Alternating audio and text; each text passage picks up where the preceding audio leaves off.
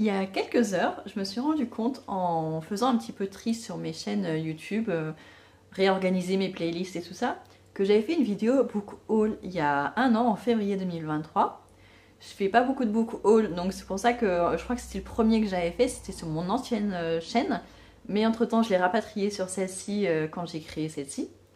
Et du coup, je me suis dit que ça pouvait être sympa de revoir ma vidéo de l'année dernière pour voir quels livres j'avais acheté à ce moment-là et savoir si je les avais tous lus. Alors, j'ai regardé ma vidéo tout à l'heure justement pour voir quels étaient ces romans-là. Et j'avais acheté 8 romans pour moi et j'en avais acheté 3 pour les enfants. Et sur les 8, je me suis rendu compte que finalement j'en ai quand même lu 5 et il y en a 3 que je n'ai pas encore lus.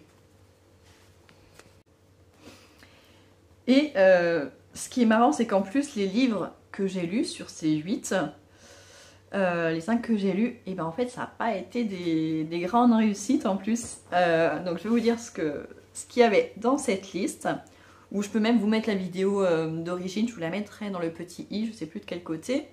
Comme ça, vous pourrez aller voir les vidéos d'il y a un an. Alors, je vais commencer par ceux que j'ai déjà lus. Donc j'avais acheté le tome 1 d'Agatha Raisin. Je ne connaissais pas le genre des cosy mystery, j'en entendais parler mais je n'en avais encore jamais lu. Et donc j'avais acheté le tome 1, je l'avais lu. Alors j'avais trouvé ça un peu bizarre en fait, parce que déjà faut pas oublier que c'est sorti récemment en France, mais c'était écrit et sorti en Angleterre dans les années 90. Donc forcément ça a vieilli. Donc le personnage principal qui s'appelle Agatha Raisin, c'était une quinquagénaire qui prenait sa retraite de Londres où elle travaillait dans les relations, je ne sais même plus, en marketing ou quelque chose comme ça. Et elle décide de prendre sa retraite et de s'installer dans un petit village dans les Cotswolds où elle avait acheté une petite maison.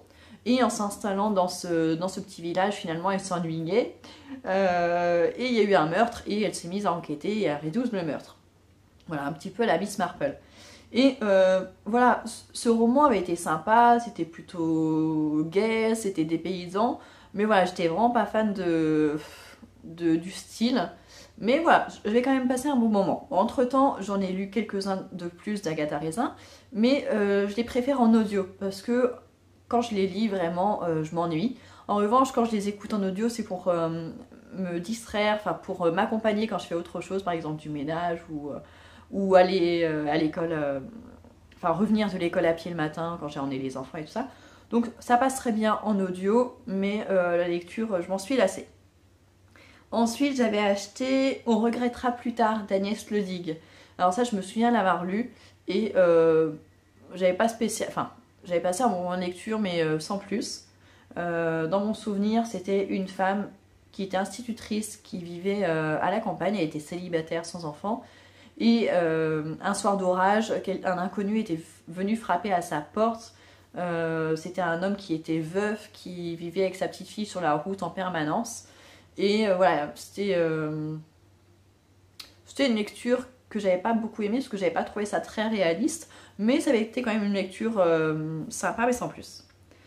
Ensuite, j'avais acheté Mini Accro du Shopping de Sophie Kinsella.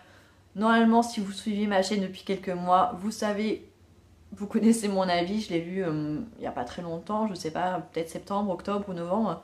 Et pareil, ça avait été une déception parce que L'Accro du Shopping, c'est le genre de roman que je lisais quand j'étais au lycée, de la collection Piment dans France Loisirs.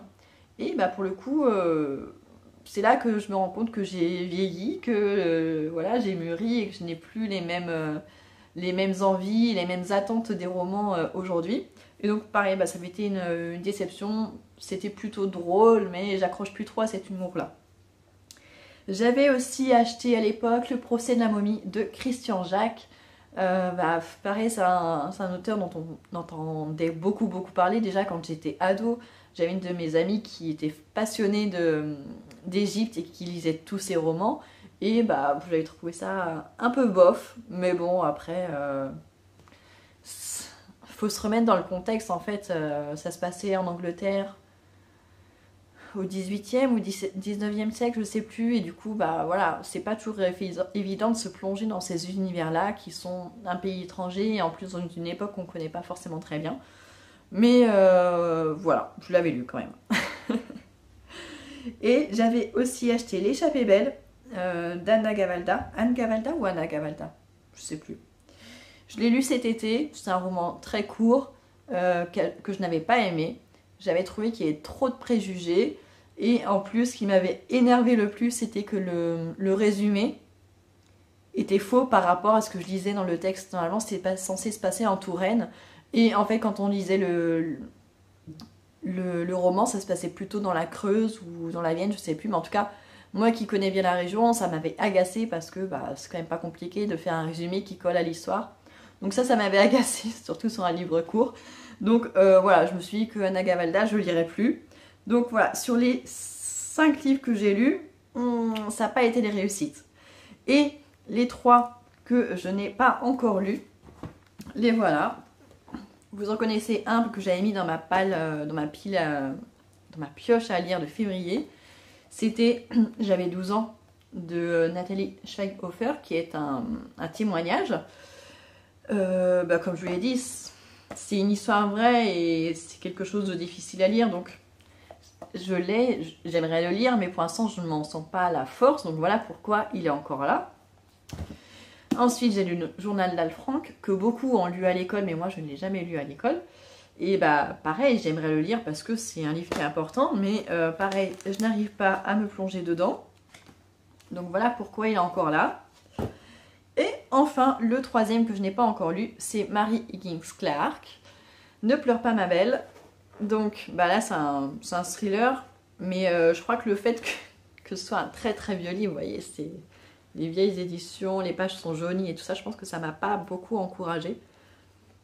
Pourtant, je suis pas du genre à me freiner à cause de l'aspect d'un livre, mais je pense que même si ce n'est pas intentionnel, je pense que ça doit jouer quand même sur l'envie de lire le livre ou pas. Mais bon, il n'y a pas très longtemps, j'ai lu un livre de sa fille, donc j'aimerais bien lire La Mère maintenant. Faut juste que je le case, faut que je me décide, voilà. Pas au mois de mars parce que vous avez vu vous allez voir bientôt ma pioche à lire de mars, donc ce sera pas en mars, mais de toute façon, si vous vous souvenez, dans ma vidéo bilan et objectif de début d'année, je me suis dit, je l'ai dit, voilà, dans les vidéos, il faut que j'ai lu tous les romans que j'ai achetés en 2023, il faut qu'ils soient lus au 31 décembre 2024. Donc, avant décembre 2024, ou au plus tard en décembre 2024, il sera lu. C'est obligatoire. Donc voilà, j'ai trouvé ça marrant de revoir cette vidéo, de noter les quelques livres que j'avais achetés à l'époque et de voir bah, si je les avais tous lus déjà. Au bout d'un an, et en plus si j'avais fait des bons choix ou pas. Je me rends compte que c'était pas folichon. Voilà, et bien je vous remercie quand même d'avoir regardé cette vidéo jusqu'à la fin et je vous dis à très bientôt.